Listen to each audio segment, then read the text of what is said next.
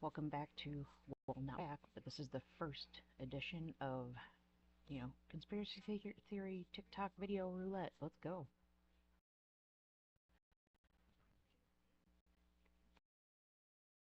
I took the liberty of writing down the 11 scientists and engineers who've either gone missing or been found dead under mysterious circumstances in the United States over the past 2 years, and I have it right here. Number 1, Amy Eskridge. She was found dead in June 2022.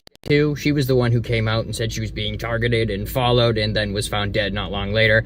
She was researching anti-gravity propulsion systems and electrostatic propulsion systems. Number 2, Michael David Hicks. He was found dead in July 2023. He was researching Earth space observation systems, so things like near-Earth objects and comets. Number 3, Frank Maywald. He was found dead in July 2024. He was working on planetary robotics systems like the Mars rover. Number 4, Anthony Chavez. He went missing in May 2025. Not much is known about what he was researching, but he had clearance at the Los Alamos National Lab. That's where they do the nuclear stuff. Number 5, Monica Reza went missing in June 2025. She was working on orbital communication systems. Number 6, Melissa Casillas went missing June 2025. Again, not much is known about what she was researching, but she did have very high security clearance at Los Alamos National Lab. Number 7, Steven Garcia went missing August 2025. He was a nuclear weapons engineer. Number 8, this one's fairly close to me. This is Jason Thomas. He was found dead in the lake in January 2026, but went missing in December 2025 when he left his house without his wallet or keys for no reason. He was working on chemical biology and experimental drug development. Number 9, Nuno Loureiro was shot dead in December 2025. He was working on plasma physics and fusion science. Number 10, Carl Grillmare was found dead in February 2026. He was researching exoplanets, stellar streams, and near-Earth objects. And finally, number 11, William McCasland went missing in February 2026. He was the director of the Air Force Research Lab. He was working on advanced military research and development like hypersonics, directed energy systems, and advanced propulsion tech. Now, normally I'm not one for conspiracy theories unless they're absolutely airtight. I feel like speculation doesn't help anyone with anything. But when you start to get 11 points that create the same line, I feel like we're leaving speculation land pretty quick. This feels like the beginning of a movie where I end up running through a field and hiding in a barn while there's aliens above me. And that's because I'm the main character in my movie. You could also be the main character in your film where you're running through a field. Or maybe you're in the pod. Maybe it's a short film. I don't know, but this is not looking good, guys. I took the liberty of writing down the 11 scientists. I believe they were definitely MK Ultra'd. Wow. Yeah! We're back on the moon, baby! You guys still believe we landed on the moon? Yeah, of course. Don't you? No. We faked it to be Russia in the space race. Okay, where'd you learn that? From this video. And that's why the moon landing is fake. Oh, what else do you know? Brace yourselves. Now, the word conspiracy was created by the CIA to make us sound all crazy. Everyone, we all know, and it's obvious, Jim Carrey was replaced. Now, some conspiracy theories were created to discredit others. Birds aren't real. Any questions? Hands down.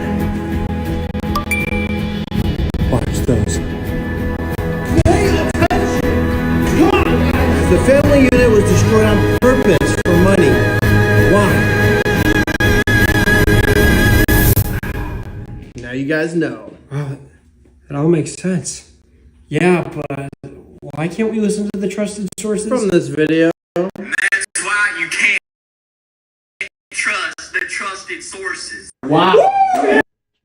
There is a Titanic conspiracy theory that is absolutely unhinged. Get your tinfoil hats on.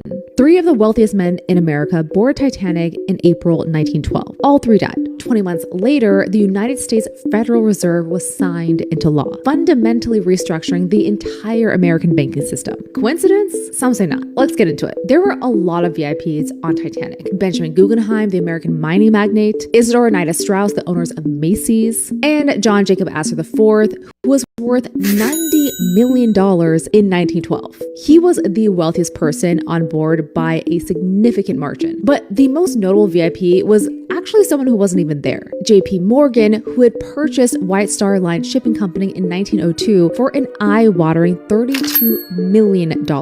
He was scheduled to set sail on Titanic, but canceled last minute due to being sick.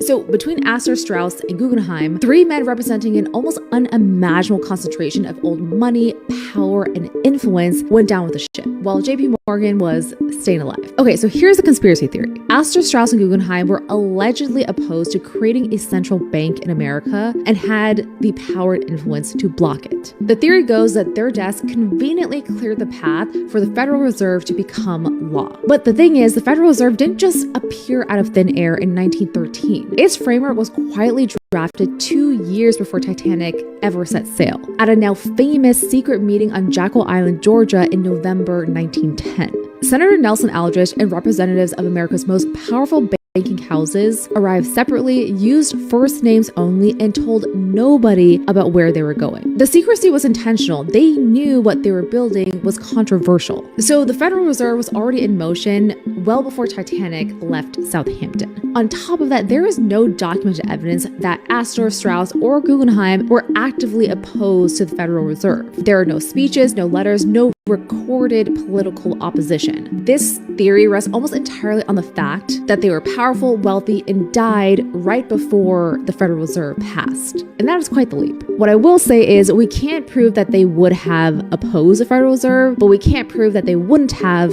either. Their deaths objectively removed three of the most powerful financial voices in America during a pivotal moment in its history. Is it a conspiracy? Almost certainly not in the way that it gets told online, but it's certainly strange and historically fascinating. And honestly, with Titanic, that feels exactly right. This is just a snippet of my epic 3-part Titanic series that goes live on my YouTube channel on April 14th. So if you're watching it today, it is out right now. There is a Titanic conspiracy. What if I told you the Titanic actually didn't sink? So I just got a big update from my sources in the US military. And let me tell you something, this war is not what it seems. We are being misled. What's going on is the biggest power shift that we've seen happening right before our very own eyes. What we're being told in the media about peace, no peace, what's to come is totally untrue. My sources are telling me that the kind of resupply they just did, they're preparing to have this war all the way out past July. Their deployments have already been extended. Okay, so the blockade is the least of our worries. And it baffles me how it's being used as such a distraction every day, teeter-tottering. This war is not being used for Israel. It's not being used for the U.S. We are fighting so many enemies right now. The U.S. has gotten into quite a pickle. There's countries that people aren't even aware of that are involved with this war. So be ready, because our economy and our economic power is about to really get shady here, y'all. I'm telling you, the shift is coming. So I just got a big update. What if the conspiracy is back when America was formed, our founding fathers were actually the super rich people at the top of society, and they wanted to have control of it instead of the British government. So they whipped up a bunch of grievances and then paid a bunch of poor people to fight a war for them for independence. And then when that war was done, they pit their poor white workers against their enslaved black workers, and they pitted those poor white workers against the native population, who they said, hey, you can go steal their land, to make sure that that white working population would never band together with the enslaved people or the natives, because that would be a threat to their power. And then, what if they took that system and just kept renewing it year after year after year until they not only controlled the eastern seaboard, but the entire continental United States. What if all of this came to a head with a civil war in the 1800s that led to the abolition of slavery as a strategic measure to undermine the power of the South because their labor force was predominantly made up of enslaved people? But what if that abolition stopped short of full equality because the same elite wanted to keep up the class divide between their white middle class and their formerly enslaved working class, and their targeted for genocide native class? So rather than make good on their promise of 40 acres and a mule to all of the formerly enslaved people, they instead compensate the former slave owners, who then use their massive pools of wealth to make another system almost identical to slavery, but with a different facade, so they could keep up the wealth inequality that let them believe that they were superior to black people in the general.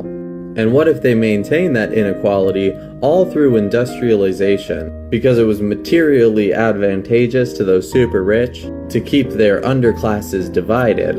And they did that all the way up until the civil rights movement, when there was massive pushback against it. So they offered them some piecemeal concessions while all the while maligning communism and socialism, the systems that would actually address the inequality that they were using to control the American populace and our entire way of life, social structures, governmental structures, educational structures, institutional structures, while they also undermined those civil rights movements and assassinated their leaders.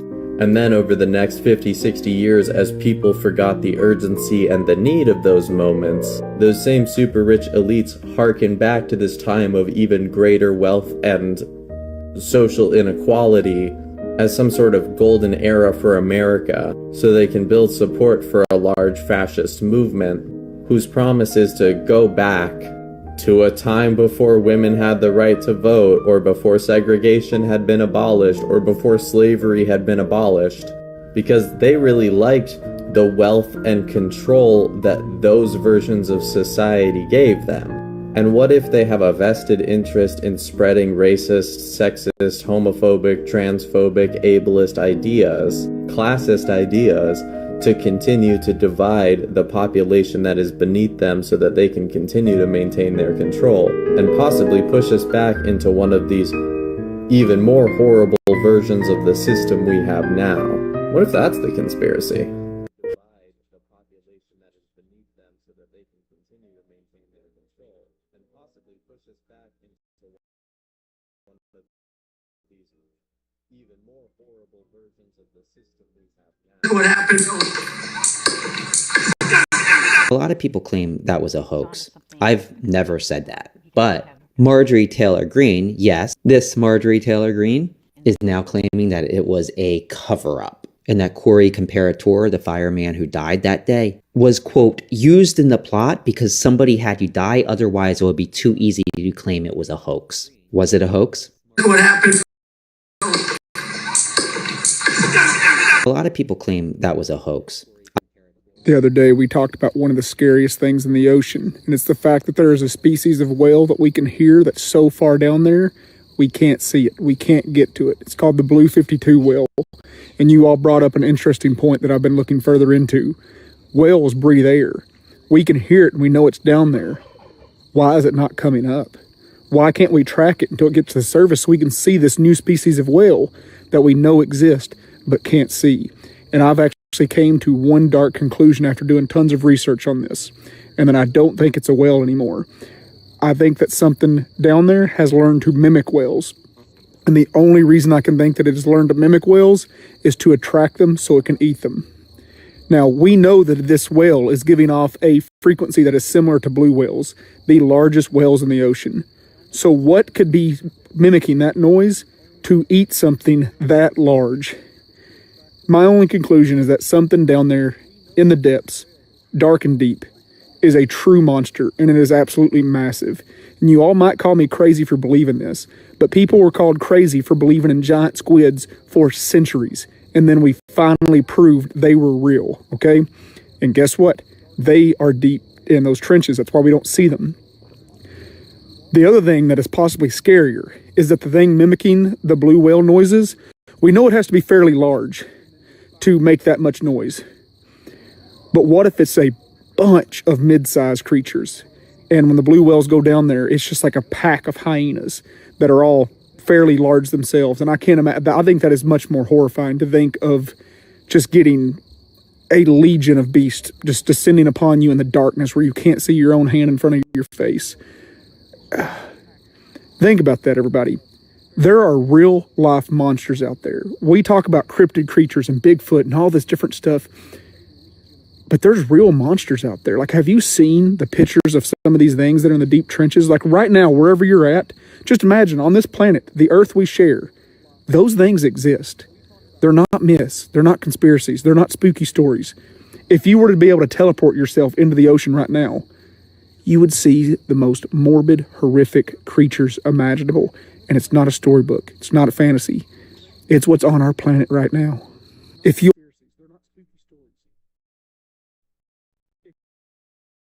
were to be able to teleport yourself into the ocean right now, you would see. What I'm about to tell you is for entertainment purposes only. Don't take nothing that I say for the truth. I am a conspiracy theorist. Let's talk about Erin Valenti. She was 33 years old. She was a heavy hitter in Silicon Valley. She's the kind of person a tech company hires when they need to bridge the gap between today's tech and the future. In 2019, she was found dead in the back of her rental car. The official report says she had a maniac episode. But people in the middle of a breakdown don't stop and erase her phone. She was CEO of a massive tech firm and a master of building the systems that run our digital lives. Her company was called Tinker Ventures. It was helping companies integrate quantum computing. And listen, quantum computers don't just work faster. They work by reaching into parallel probabilities to find answers. Erin started asking these questions outside of the parallel. If a machine is reaching outside our reality to find answers, then what exactly is this place that we're standing in right now? In her final days, she was frantic on her phone with her parents and her husband. She was talking about her business. She was explaining a discovery. She realized that the human brain doesn't make thoughts. It's a receiver. Think of it like a TV set, catching a broadcast. The TV doesn't make the show. It tunes into the signal. Erin saw that what we call the physical world, the ground, the sky, even time itself, it's just a channel that we're currently tuned into. She realized that there was a sample rate to our reality, like a frame rate in a video game, designed to keep us from seeing the edges of a map. Her final phone calls were heavy. She kept repeating these exact words to her mom and her husband. It's all a game. It's a thought experiment. We're in the matrix. When she says matrix, she's describing a closed loop system. She saw things like depth and scarcity are just variables written into the program to keep us running in place. She told her family that she finally found a way to unplug. 5 days later, she was found in the car. And toxicology report was clean. There was no sign of struggle. Just a perfectly healthy woman gone. And then there's her phone. It was found factory wiped. How do we get away from the signal? What I'm about to tell you is for entertainment. Me and the devil. I can control how I grow my food and if I want to spray pesticides or not, but I cannot control the experiments over my head. Within an hour, it spreads out, it creates a blanket. We're in a war. This is a war against me, you, our children, our grandchildren, and generations to come. This is war raged upon us. These programs consist of spraying tons of patented aerosol pollutants into our skies without public consent. This includes aluminum, barium, strontium, and more. It's targeting your food, your water, and it's coming in multiple different ways. If people want to know if this is a real thing, states have bills to ban it. I think there are now 32 states that have taken an attempt at this. This has become a huge issue. If your average citizen knew the truth of what's going on and what they're being exposed to without their consent, they would be outraged and they would take action. I don't want some creep ramming chemicals down my throat without my permission. We need to prosecute those people that are doing it. Do we stand in one spot and say enough is enough, and if they don't listen, we take it to the next step? You've been doing this for a while? Yep. Long time. People do care. Yeah. We care deeply. I know that. So we're now getting really involved, and now we're going to bring something legal against your company. So y'all still don't believe that this alien shit is real, right? They just asked Donald Trump about the 10 scientists that are either dead or missing. And instead of shutting it down, he said, I hope it's random. These 10 missing scientists with access to classified stuff, nuclear material, aerospace, they've all gone missing or turned up dead in the last couple months. Based on what you've been briefed, what do you think is happening here, and do you think that this is connected or totally random? Well, I hope it's random. That's not the type of answer you give, unless there's a real chance that it's not random. Now, let's get into what they're not explaining clearly. Over the past 3 years, there have been reports building about scientists dying suddenly, researchers going missing, people connected to high-level government and defense work. We're talking about individuals tied to NASA. We're talking about individuals tied to Jet Propulsion Laboratory. We're talking about people tied to Los Alamos National Laboratory. These aren't normal jobs. That isn't normal access. You got to remember that these are the type of people that deal with aerospace engineering, weapons research, classified projects like alien disclosure, UFOs, UAPs, things of that nature. Some of these reports even place certain individuals around experimental flight systems, unidentified aerial phenomenon research, and yes, that connects to AARO.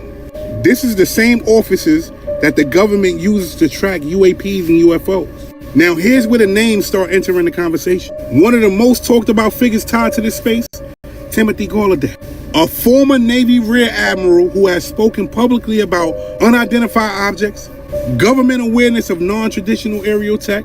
These are the names they're not telling you.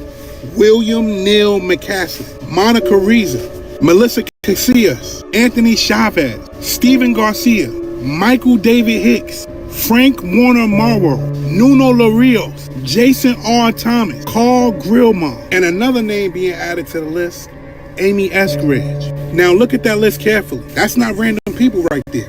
That's a very specific circle. Some of these individuals disappeared without a trace, left behind phones, cars, personal items, things of that nature. Or some of these people even died in ways that raise questions. Different cases, same type of people. Now add this into it. You have congressmen saying that aliens are real. You have former President Barack Obama come out and say that aliens are real, but they aren't at Area 51. Then you had our president come out and say that he's going to drop the alien files. What's going on? No, really. What's going on? You have former President Barack Obama come out and say that aliens are real, but they aren't at Area 51. Then you had our president